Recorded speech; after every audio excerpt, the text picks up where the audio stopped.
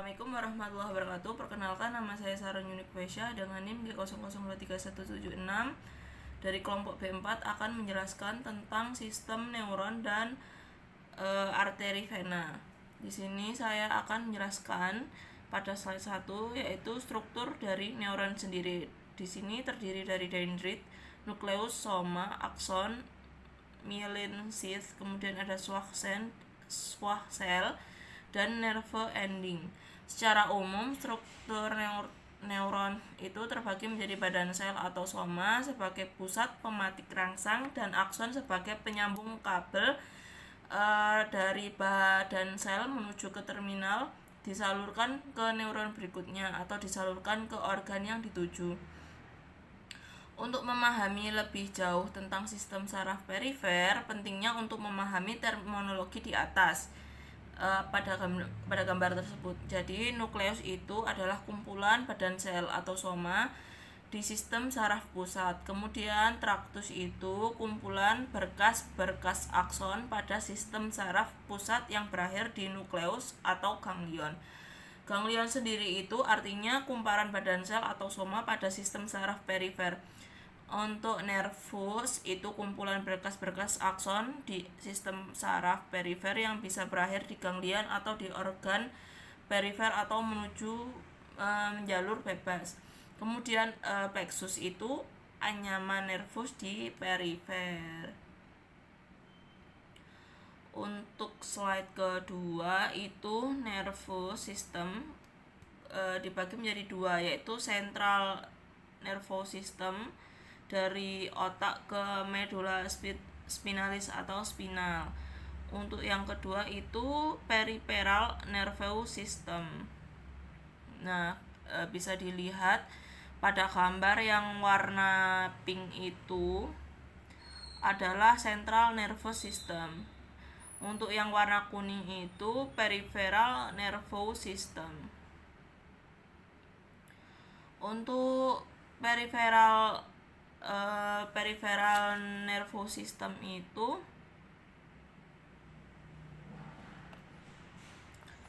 bisa dilihat bahwa nukleus kumpulan badan sel atau soma di sistem saraf pusat. Nah, ini. Kemudian traktus kumpulan berkas-berkas akson pada sistem saraf pusat yang berakhir di nukleus atau ganglion seperti yang tadi saya bacakan ya. Kemudian di slide selanjutnya ada peripheral nervous system.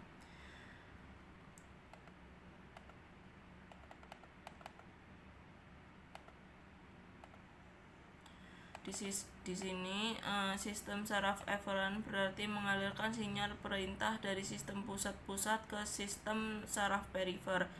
Sistem ini terdiri dari visceromotor atau bisa disebut sistem saraf otonomi atau involuntar, bekerja secara tidak sadar untuk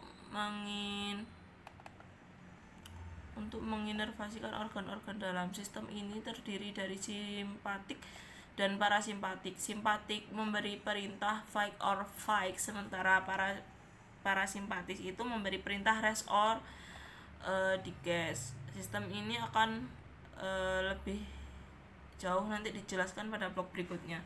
Untuk somatik atau somator atau bisa disebut dengan sistem saraf volunter bekerja secara sadar, dapat dikontrol secara sadar.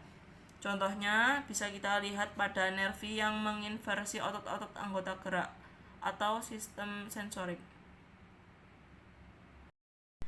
Untuk yang berikutnya ada sistem aferent atau sensorik. Sistem saraf aferent berarti mengalirkan sinyal perintah dari sistem saraf perifer ke sistem saraf pusat. Sistem ini terdiri dari dua, yaitu viscerosensor dan somatosensor. Nah, untuk viscerosensor ini sistem mendeteksi sinyal rasa sakit, nyeri, gangguan dan semua jaras aferen dari organ-organ dalam atau viscera. Untuk yang kedua ada soma sensor, yaitu di mana sistem ini mendeteksi sinyal rasa sakit, nyeri, gatal, gangguan dan semua jeras aferen dari selain organ-organ dalam atau viscera. Sistem ini akan dibedakan lagi menjadi general somatosensory dan special somatosensory yang akan lebih jelas pada topik selanjutnya.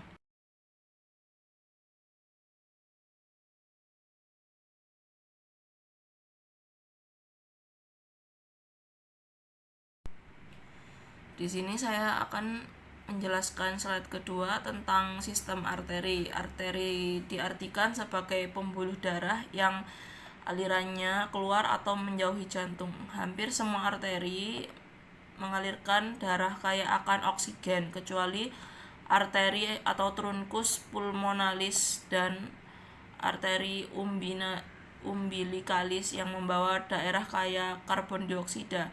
Sistem peredaran sistematik ini dimulai dari aorta. Keluar dari vertikal kiri, kemudian naik menjadi aorta ascendens, menjadi arcus aorta, kemudian menjadi aorta descendens. Pembahasan kali ini tidak akan menjelaskan secara lengkap peredaran sistematik, karena lengkapnya nanti ada di blog selanjutnya.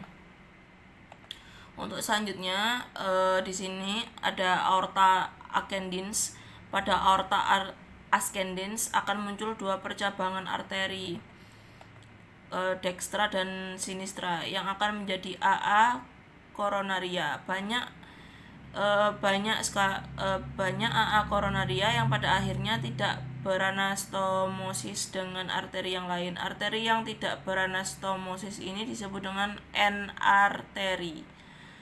Nah, gambar tersebut pada percabangan yang ada di ini left, yang sebelah ini ya, yang sebelah left coronary artery. Ini yang ada gambar merah yang percabangan dari ascending aorta. Nah, kemudian dilanjutkan dengan arcus aorta, yaitu pada arcus aorta akan muncul 3 percabangan arteri, sedangkan yang akan membawa darah ke bagian ekstrematis atas dan kepala itu ada 3 percabangan. 3 percabangan itu adalah truncus basiosepica, yaitu bercabang menjadi arteri subclavia dextra dan arteri carotis communis dextra. Arteri subclavia dextra akan bercabang-cabang menjadi arteri yang memvaskularasi ekstremitas atas bagian dextra, sedangkan arteri carotis communis dextra akan bercabang menjadi arteri carotis interna ekstrim. Arteri carotis eksterna akan memvaskularasi dengan wajah dan leher, sedangkan arteri carotis interna akan memvaskularasi ke arah otak. Yang kedua itu ada arteri carotis communis sinistra, yang artinya akan bercabang menjadi arteri carotis interna dan eksterna. Arteri carotis eksterna akan memvaskularasi bagian wajah dan leher, sedangkan arteri carotis interna akan memvaskularisasi ke arah otak. Yang ketiga itu ada arteri subclavia sinistra, yaitu akan memvaskularisasi bagian ekstremitas atas bagian sinistra. Nah, untuk aorta descendens adalah lanjutan menurun dari arcus aorta. Aorta descendens akan dibedakan menjadi aorta descendens pars thoracica dan aorta descendens pars abdominalis. Nah, untuk aorta descendens yang terletak lebih superior dari diafragma disebut sebagai pars thorax, di mana aorta thoracica ini akan memvaskularisasi bagian perikardium, esofagus, interkostal, dan sebagainya. Aorta descendens yang terletak lebih inferior dari diafragma disebut pars abdominalis, di mana aorta thoracica akan memvaskularisasi bagian sistem pencernaan dan organ-organ viscera. Nah, satu hal yang perlu diingat adalah setelah aorta descendens, aorta akan membelah menjadi dua, yaitu sepasang arteri ilaka communis, dan di mana A ilaka communis ini akan mencabang lagi dan memvaskularisasi bagian hip, organ viscera, dan juga ekstremitas bawah. Bagian selanjutnya, aorta dan detail tentang aorta akan dijelaskan pada blok 2.2. Nah, untuk selanjutnya itu ada overview sistem vena, yaitu vena adalah pembuluh darah yang membawa darah mendekati jantung. Untuk memahami sistem vena, kita harus mengerti dahulu bahwa semua vena pada akhirnya akan bermuara ke atrium kanan, kecuali vena pulmonalis. Vena-vena yang bermuara langsung ke atrium kanan adalah vena cava superior, vena cava inferior, sinus coronarius, dan vena-vena cardiaca minimae. Vena cardiaca minimae dan sinus coronarius mendrainase darah dari jantung kembali ke jantung dan akan dibahas lebih lanjut di bagian sirkulatory.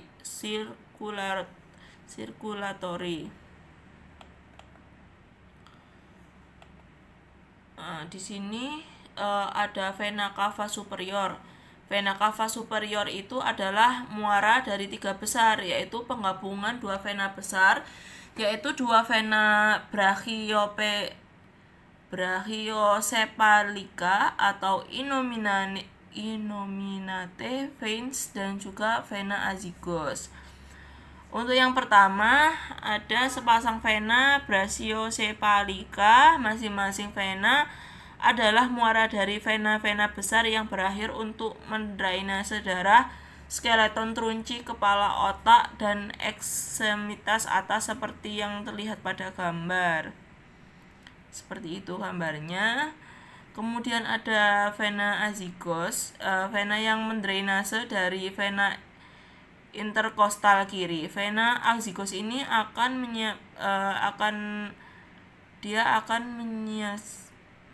mengalirkan ke kanan membentuk dua percabangan yang disebut dengan hemiazygos aksesoria dan juga vena hemiazygos. Untuk vena cava inferior ini akan mendrainase darah bagian organ-organ viscera dan ekstremitas inferior di ujung VCL bagian panggul. VCL adalah muara dari sepasang vena-vena ilaka communis yang mendrainase darah ekstremitas inferior. Hal penting yang harus diingat dari vena-vena cava inferior adalah bahwa sebelum masuk ke dalam atrium kiri, vena cava inferior akan menerima semua darah dari organ viscera yang harus masuk ke dalam sistem vena porta hepatis, lalu dialirkan ke VCI untuk penjelasan lebih lengkap mengenai sistem vena porta hepatis. Nah, untuk yang opsi C yaitu overview sistem saraf. Sistem saraf adalah sistem yang menjamin dan memberi perintah ke sistem organ agar dapat bekerja dengan baik dan terkoordinasi. Nah, di sistem organ, sistem saraf terdiri dari sistem saraf pusat dan sistem saraf perifer. Agar sistem saraf pusat atau otak dan medula spinalis dapat saling menghubungkan dengan organ di perifer, perlunya adanya konektor. Maka dari itu hadirlah sistem saraf perifer, yaitu berlaku sebagai jembatan antar pusat komando dengan organ-organ di perifer. Jembatan ini berkomunikasi dua arah, yang artinya bisa sinyal dibawa dari perifer ke sistem saraf pusat atau afferens, atau sinyal dibawa dari sistem saraf pusat ke perifer atau efferent. Nah, untuk memahami hubungan antar keduanya, penting untuk memahami gambaran umum struktur neuron manusia. Untuk sistem saraf pusat terdiri dari otak dan medula spinalis. Kemudian yang poin kedua yaitu sistem saraf perifer terdiri dari 12 saraf kranialis dan 31 pasang saraf yang keluar dari medula spinalis serta percabang-percabangannya. Itu tadi adalah materi-materi yang dapat saya sampaikan. Sekian dari saya. Wassalamualaikum warahmatullahi wabarakatuh.